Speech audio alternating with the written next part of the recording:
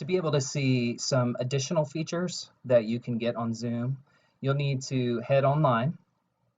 So what you would do is go into your browser, whether that's Chrome or Microsoft Edge, type in zoom.us up here, then it will change into this. And over here will be a place to sign in. You can see I'm already signed in. It's got my picture. Over to the left, there are some personal options: profile, meetings, webinars, recordings, settings. So you want to click on that and then click on meeting. And so now I'm just going to work my way top to bottom through these settings quickly. I think it's helpful to have host video enabled so that that immediately starts, as well as participant video. It's good to have it on telephone and computer audio. I like this feature, join before host. If it's taking you a minute to start the meeting, but your students are already there, they can just already be there and be ready to go. You can have a personal meeting ID, which would be a standard address for your meetings. So that is possible if you would like that. You can do a little more research about that.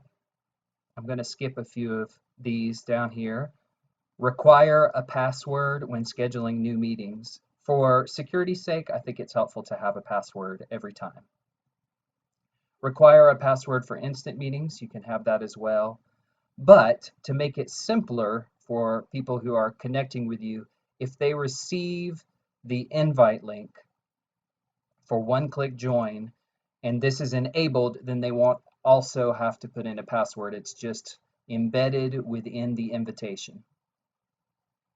Mute participants upon entry. I like doing that because if there's a lot of people there when you start, then everybody's not talking over one another. However, there could be benefits from not muting if you feel that your students would have a difficult time unmuting themselves. Again, I'm going to skip down. It's great to have chat enabled. Private chat is also a great thing to have enabled.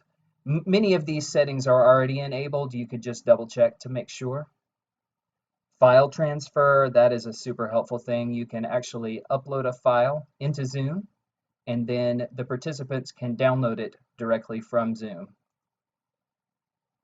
Forgive me for this window that's coming up. It should go away. Feedback to Zoom is great. Co-host. This is not automatically enabled, but allows you to share control of your meeting with someone that you assign. This has to be enabled in order to do that.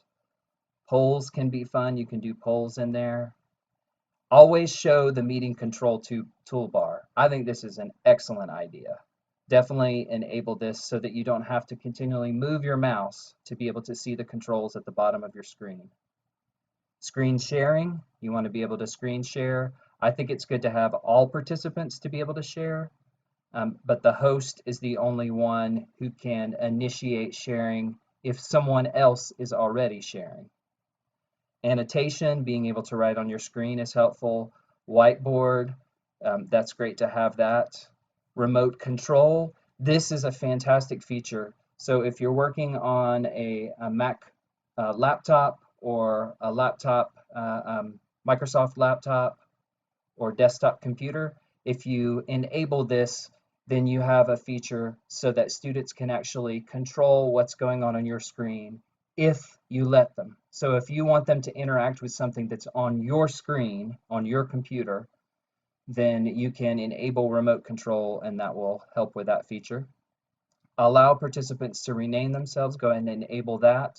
That's kind of a fun feature. Breakout rooms can be super helpful if you're meeting with a class and then you want to assign smaller groups for people to meet in. Then you want to enable this. There are tutorials about how to use it. Allow hosts to assign participants to breakout room when scheduling. So that would mean that they immediately arrive into those breakout rooms as soon as the meeting starts. Closed captioning is not really helpful, so I'm going to turn that off. It isn't an automatic closed captioning. You have to have another program or have someone doing the closed captioning, typing it in. Far end camera control, I like that. Virtual background, I like that. It doesn't need to be HD video. And waiting room can be super helpful. When people come, they hang out in the waiting room until you let them in. This keeps people from randomly jumping into your meeting. And all participants can go there, or you can make it guest participants that are not inside of your organization. You can live stream what you're doing. This is particularly helpful with very large groups. And if you record a meeting into the cloud, you'll get a notification if this is enabled that will allow you to see the video once it's finished rendering after your meeting is done. A notification when people arrive, a notification when a meeting is canceled.